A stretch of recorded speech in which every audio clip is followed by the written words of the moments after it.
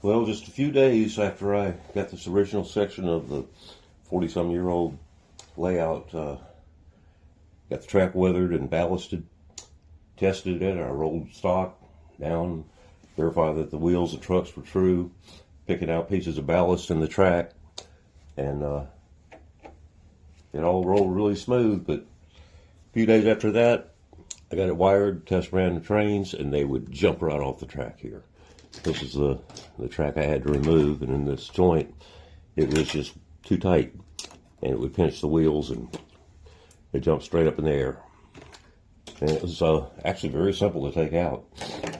I was able to use my side cutters and push them down into the ballast, snip it off.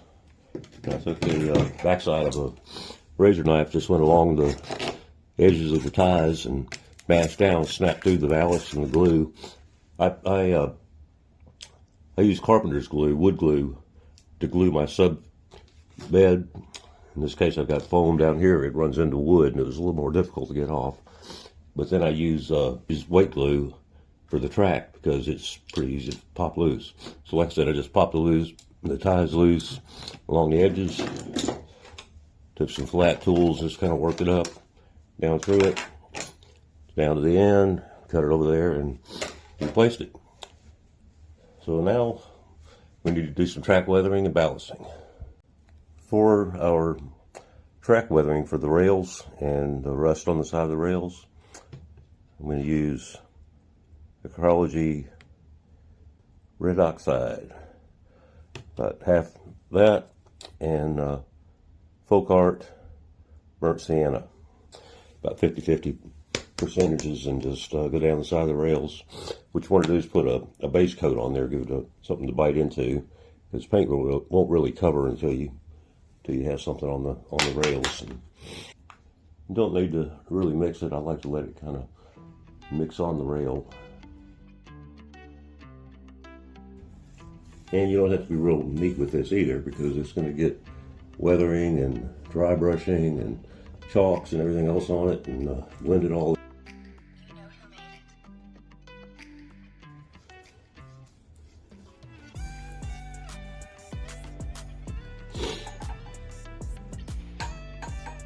Alright, let that dry a little bit, put on another coat or two, and then we'll be ready to weather the track. Now that our second coat of rust on the rails is dried, it's time to move on to weathering the ties. Here I have my favorite palette: raw umber, burnt umber, raw sienna, and burnt sienna. I use a little more raw umber than the rest, mix them together, and let it, don't really mix the paints, let it mix on the ties themselves as you paint. So let's get on with that.